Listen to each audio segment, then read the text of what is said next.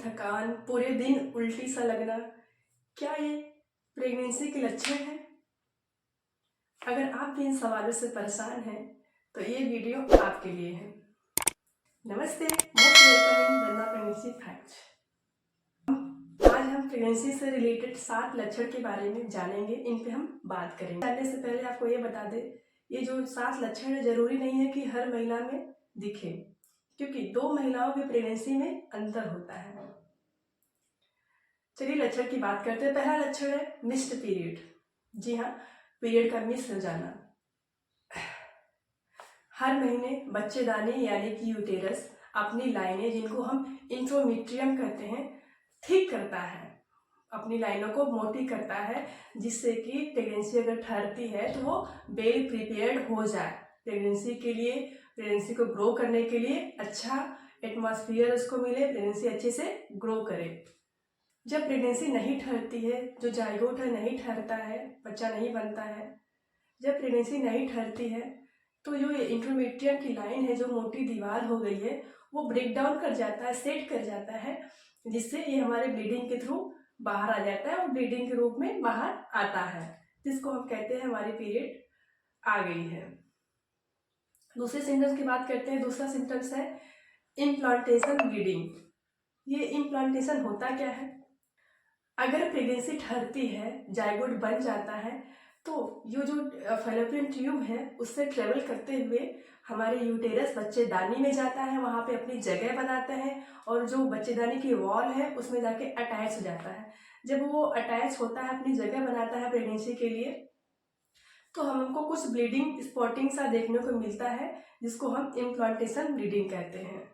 जब ये प्रेगनेंसी अपने लिए जगह बनाता है तो वहीं ब्लीडिंग आती है, तो उसको हम इम्प्लॉटिंग ब्लीडिंग का प्रेगनेंसी का लक्षण है। ये कोई क्रिटिकल बात नहीं है, नॉर्मल प्रेगनेंसी का लक्षण है, थोड़ी बहुत स्पॉटिंग आता है। प्रेगनेंसी का तीसरा लक्षण सिम्टम जो कि बहुत कॉमन होता है, सारी महिलाओं को यही शिकायत रहती है कि जी मचलाता है, वोमिटिंग सा लगता है, नोजिया सा लगता है, उल्टी लगती है पूरे दिन।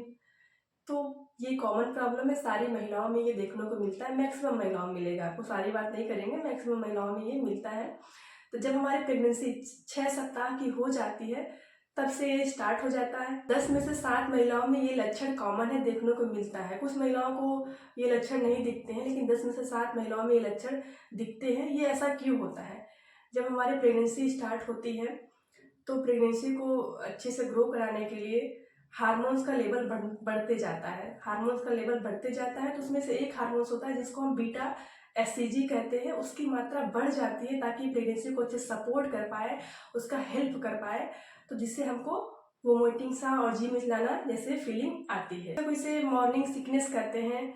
जरूरी नहीं है कि मॉर्निंग में ही हो, बहुत महिलाओं को पूरे दिन सा रहता है।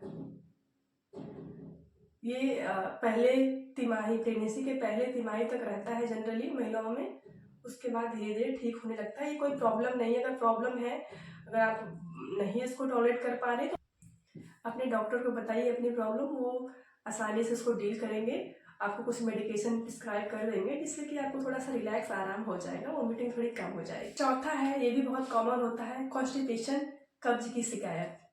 मैक्सिमम महिलाओं में देखा जाता है कि उनका जब प्रेगनेंसी होती है तो जो डाइजेशन होता है ठीक से हो नहीं पाता है, कब्ज की प्रॉब्लम रहती है।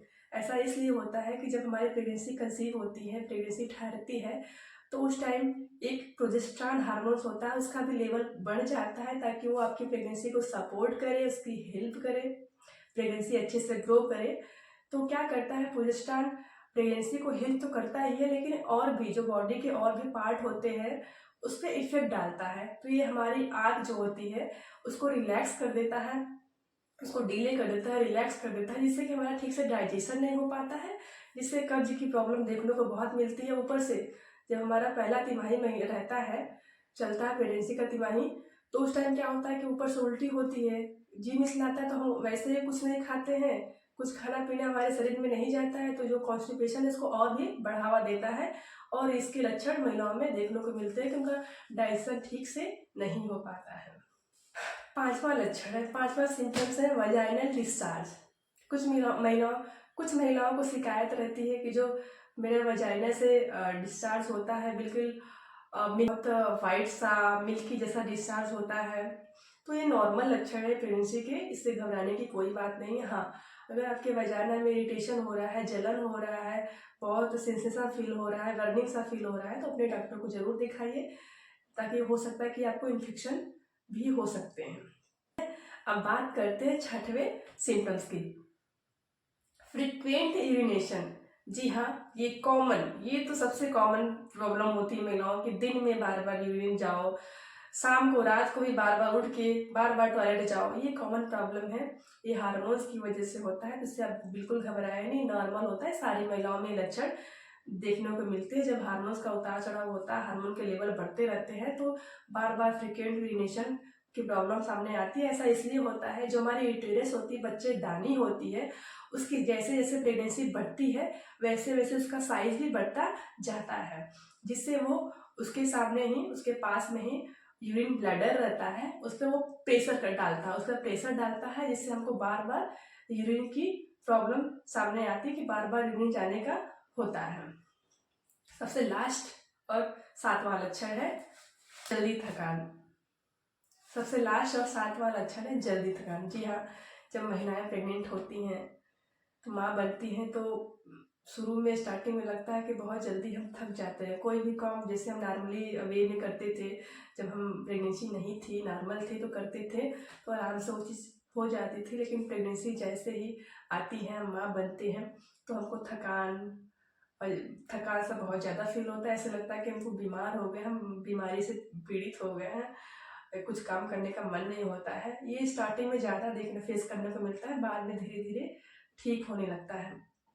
तो अगर मेरी बातें आपको अच्छी लगी, आपको सिम्टम समझ में आए, हेल्पफुल लगे, तो मेरे चैनल को लाइक, सब्सक्राइब, कमेंट जरूर कीजिएगा। कमेंट कीजिएगा कौन कौन माँ बनी है, कौन कौन माँ बनने की प्लानिंग कर रही हैं। देखने के लिए बहुत बहुत धन्यवाद।